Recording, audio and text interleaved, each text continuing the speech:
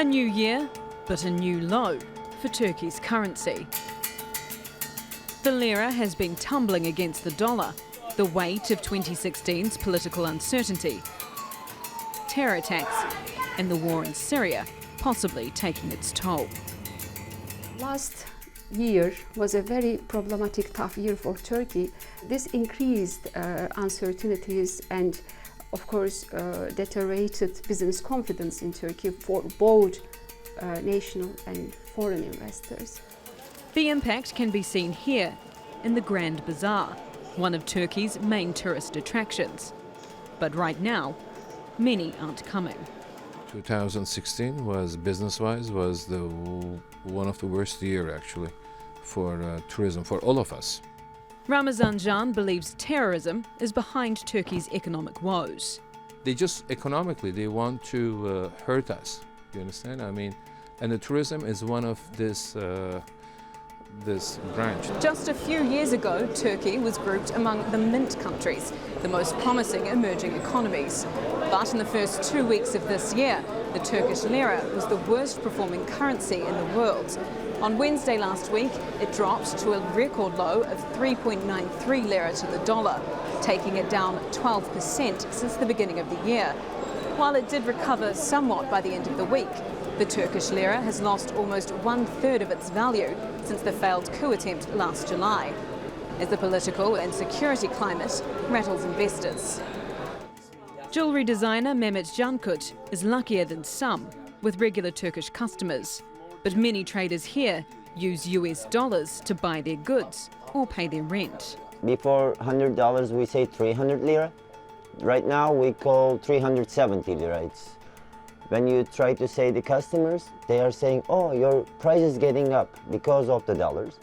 Shopkeepers here are trying to stay positive that things will turn around. But we say, inshallah, it's getting better and better. I don't know.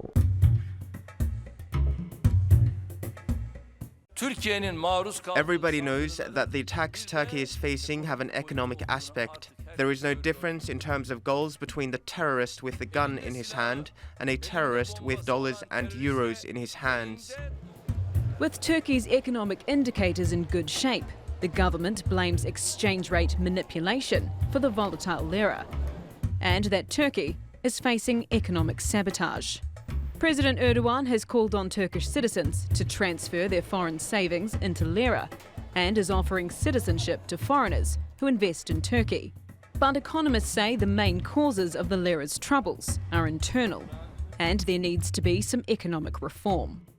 If our government can guarantee that they will follow strictly the rule of law in Turkey and they can set up the business confidence again, I think we may leave all these negative developments behind.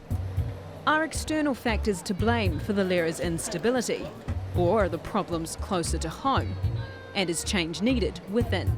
Yvette McCullough, the Newsmakers.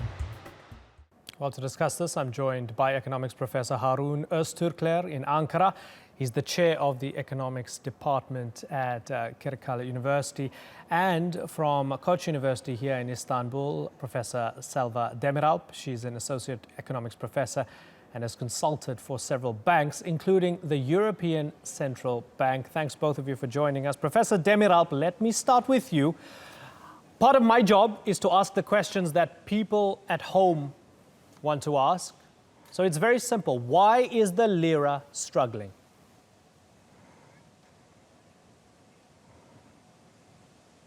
If you look at the performance of lira against the rest of the emerging market currencies, you see that the depreciation is mainly in lira and not in other emerging market economies, currencies.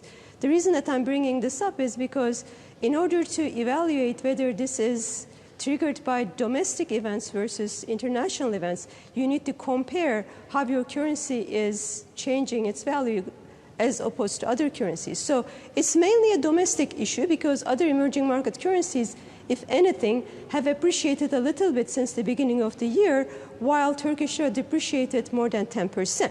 So then we look at home and see what is happening at home to cause this wild depreciation. And what you can see is just the uncertainty about the upcoming elections and the market's belief that the Central Bank of Turkey may not be able to use the most effective tools to defend the Turkish lira.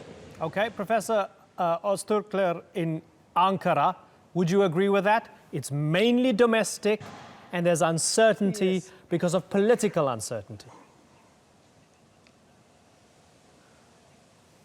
Well, mainly domestic, but we must also take into account what's happening in the international financial markets through U.S. Federal Reserve's interest raises in last couple of months.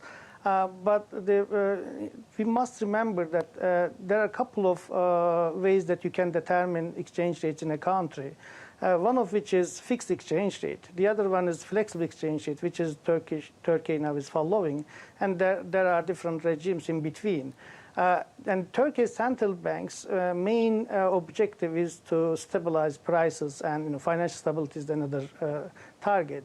So if you are focusing on, and if you are taking this inflation targeting approach, then to be honest, central banks, except for volatility of the exchange rates, should not care much about the exchange rate, except for exchange rate appreciation's inflation effects. And then, there are some technical feedbacks in that part. But let me remind you a couple of things very quickly. The main reason, if you are following a flexible exchange rate, then what determines exchange rate is supply of it and then demand for it. And in Turkey, since 1946, Turkish foreign trade balance has been negative since 1946. And then we have tourism incomes and some other factor incomes, and then we end up with the current account deficit of, for this year, around $35 billion. And this is not sustainable. If you keep giving this deficit each year, then there will be always fluctuations in your foreign exchange market. Another thing is Turkish GDP is around $800 billion. So this foreign exchange deficit in total is almost half of your GDP. And Turkey's short-run very briefly, please, sir. Very briefly, please, sir. $120 billion. Okay. Yeah. Okay, Professor Demirel. So when we hear the Minister of Customs and Trade, Bülent Tüfekçi, saying there are strong signs that foreign exchange rates are being manipulated, and the President, Recep Tayyip Erdogan, calling this economic terrorism as well. To what do you attribute that? They must know something that we don't, surely.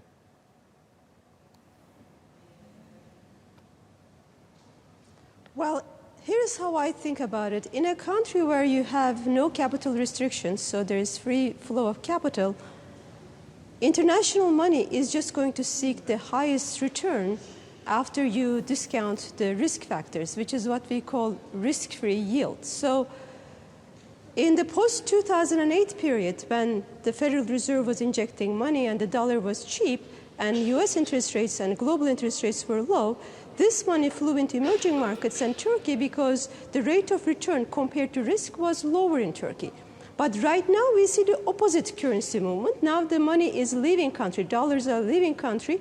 We call it an outflow. So this type of speculative action is very natural because after all, we call this kind of currency movements speculative money. So yes, there is speculation. That's the nature of this type of capital movements. And the reason is, at the moment, they think that there is more uncertainty in Turkey, that when you add that uncertainty into risk, when you price it into risk, they don't think the rate of return after you subtract the risk is high enough to keep their money in Turkey. So what we have to do is to think of ways to make Turkish lira more appealing again, which is increasing the rate of return on Turkish lira, or in more plain language, increasing the interest rate on Turkish lira. That's the only way we can stop this kind of movement.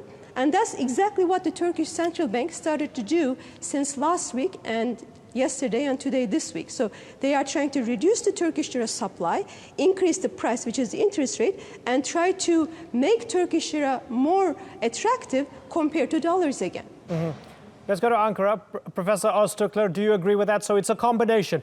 There's speculation, but there's only speculation because there's instability. So when we have Daesh attacks and when we have PKK attacks and there's a failed coup here, it leads to instability, less confidence in the Turkish lira, in Turkish markets, which leads to speculation, and the two come together in a perfect storm.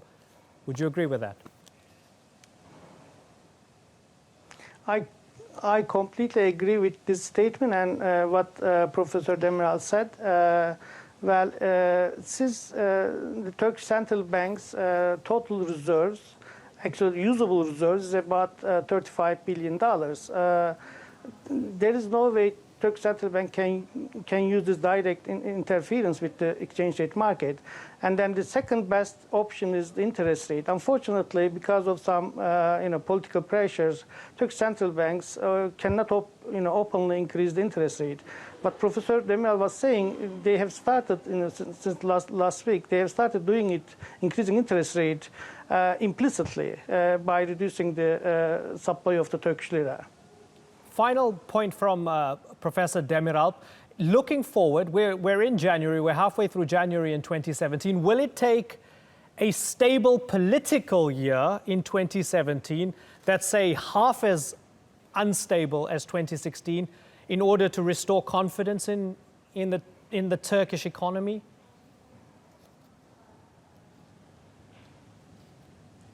I would say the worst is over, hopefully, because we have seen very unusual events in 2016. So I think it is safe to say that 2017 will be less volatile and more stable compared to 2016. But how fast we're going to rise up from the bottom depends on how fast we can take the proper measures. And by that, what do I mean? We have to put the elections behind because the elections generate uncertainty. We have to put the emergency state behind because that also generates uncertainty in terms of the conduct of business. And to me, something that is very important is to reestablish the independence of the central bank, because at the moment there are serious doubts about the independence of the central bank. And what we see, as it was just mentioned by the professor, is that central bank is doing an implicit interest rate hike. This should be explicit to make the policy more effective, and the central bank should be able to communicate with the public directly about its intentions. So once we start moving in the right direction, all these uncertainties are behind, and we see the central bank implementing independent monetary policy, I think we're going to make a lot of progress compared to last year. Okay, it's been great getting both of your expertise, Harun Öztürkler and Selva Demiralp. Thank you very much for joining us on the Newsmakers.